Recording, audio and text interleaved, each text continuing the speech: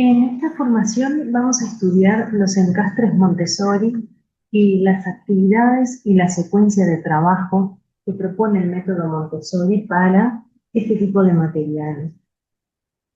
Seguramente cuando el método Montessori no se conoce en profundidad, uno se preguntaría por qué estudiar específicamente encastres, que a su vez asociamos inmediatamente con puzzles sencillos para los primeros años de vida, para la etapa que dentro de Montessori llamaríamos 0-3, y después puzzles algo más complejos para la etapa 3-6. Sin embargo, los encastres Montessori son materiales que fueron diseñados científicamente. ¿Qué quiere decir con esto de que fueron materiales diseñados científicamente? Que la doctora Montessori ha puesto en los materiales que han quedado en el método para trabajarlo todo su conocimiento de investigaciones de otros psiquiatras, como lo era ella, y todo su conocimiento médico. Es decir, que cuando nosotros trabajamos de la manera que el método propone el material, que también el método sugiere, estamos trabajando mucho más que una actividad de entretenimiento o una actividad lúdica o una actividad acorde para la edad. Estamos trabajando diferentes competencias.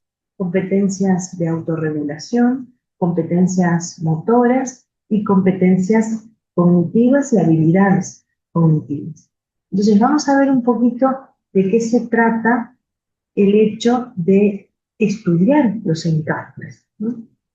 Cuando tenemos encastres dentro del ambiente preparado o en el hogar para acompañar el desarrollo de la primera infancia y las trabajamos como el método propone, lo que hacemos es, entre muchas otras cosas, empezar a entrenar un ciclo de trabajo.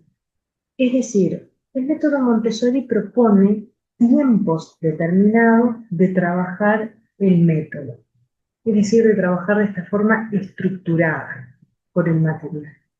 Sin embargo, más allá de ese estudio, que es más global y que tiene más que ver con la planificación del horario académico, también dentro de las actividades que se hacen con cada material encontramos un ciclo de trabajo.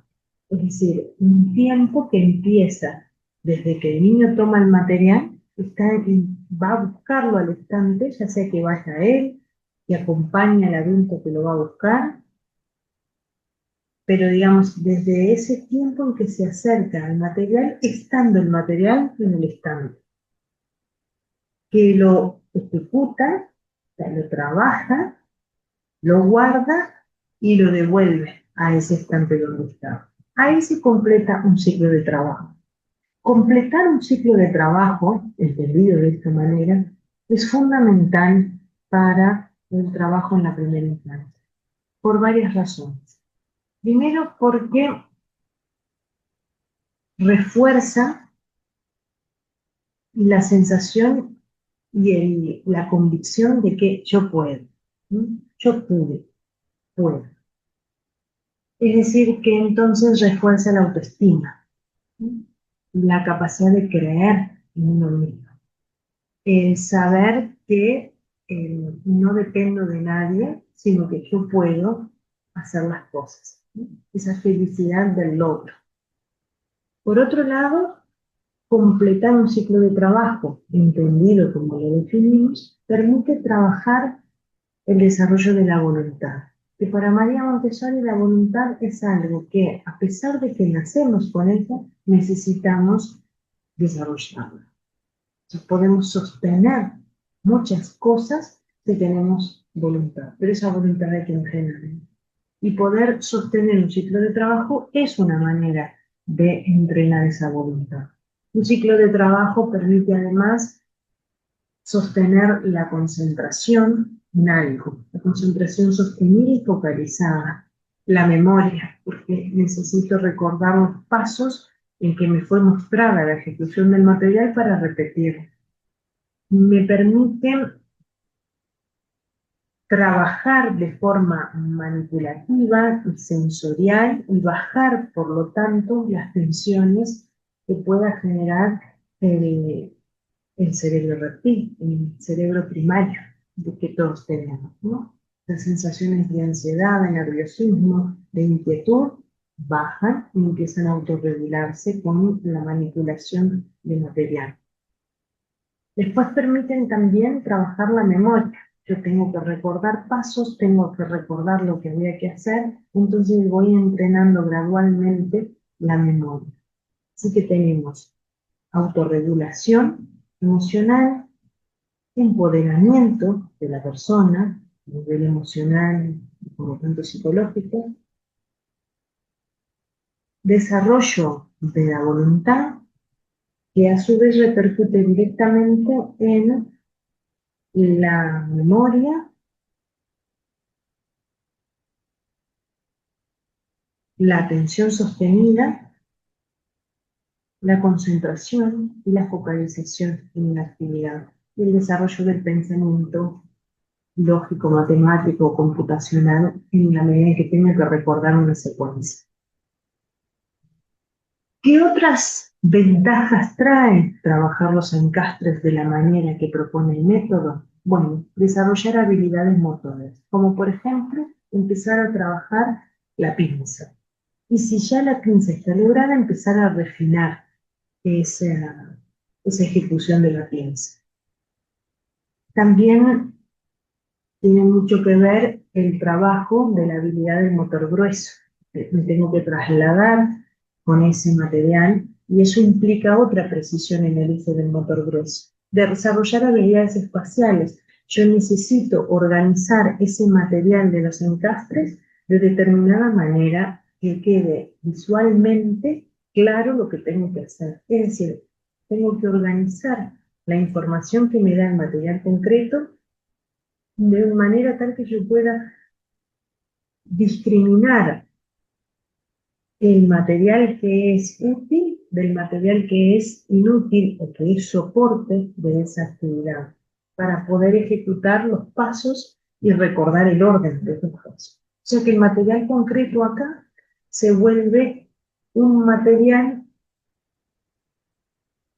que reproduce el trabajo que posteriormente se va a hacer cuando esté codificado a través de la lectura y de los diferentes procesos de estudio y de clasificación de la información por escrito. Acá lo hacemos con material concreto. Entonces, desarrollo de las habilidades espaciales, preparación para la lectoescritura.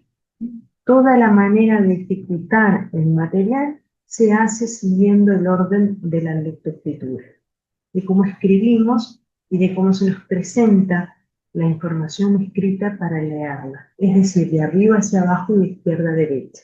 Eso condiciona la distribución del material concreto en el espacio y eso condiciona también la manipulación de ese material, independientemente que el estudiante tenga después más predisposición a trabajar con la derecha que con la izquierda, ¿no?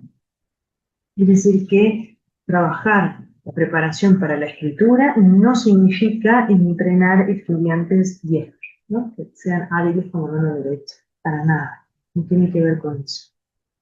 Otras cuestiones que trabajamos a través de esta metodología de uso de los encastres es el refinamiento de la coordinación oculomanual, el refinamiento de la discriminación visual, de la discriminación geométrica, la preparación indirecta para la geometría.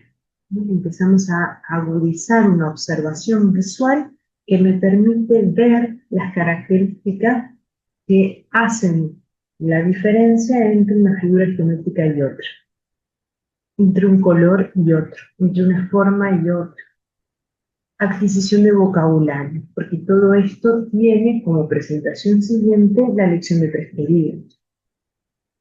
El desarrollo de la capacidad de asociar, la capacidad asociativa, no solo de las piezas con la base en la que van, sino también de otros elementos del espacio que recuperan las características de las formas que conocí en los encastres. incluso el pasaje de volúmenes que me rodean en lo cotidiano, que son trasladables sus bases a las figuras planas que yo trabajé en los encastres. Y otra cosa que se trabaja también es la preparación de la mano para la escritura. No solo por la memoria muscular que se va generando en la distribución del material siguiendo el orden de la escritura, sino también en el entrenamiento de las articulaciones y de la musculatura que hace de sostén el futuro agarre del lápiz. Perdón. Entonces, como vemos, los encastres, que parecen algo bastante inocente como material, digamos, donde es difícil verle la riqueza que tienen detrás, acompañados de una metodología, como es la metodología de la doctora Montessori, cobran una dimensión totalmente diferente.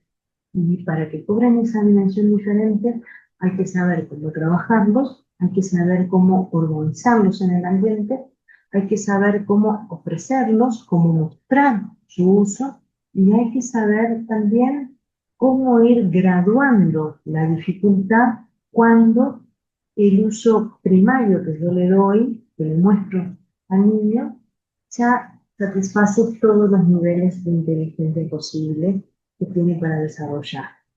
Entonces ya ha madurado, ha cambiado su desarrollo madurativo y yo tengo que comprenderlo. Y para eso complejizo lo que puede hacer con esos encajes. Ya que el material pasa a ser un material de desarrollo, acompaña, o mejor dicho, empieza acompañando una etapa de la vida y continúa acompañando años siguientes a medida que las competencias se van desarrollando y se pueden hacer cada vez cosas más complejas, siempre con el mismo material. Pero la propuesta que el adulto hace toma el entrenamiento de las habilidades de las propuestas anteriores y ahora suma nuevas propuestas que complejizan el material.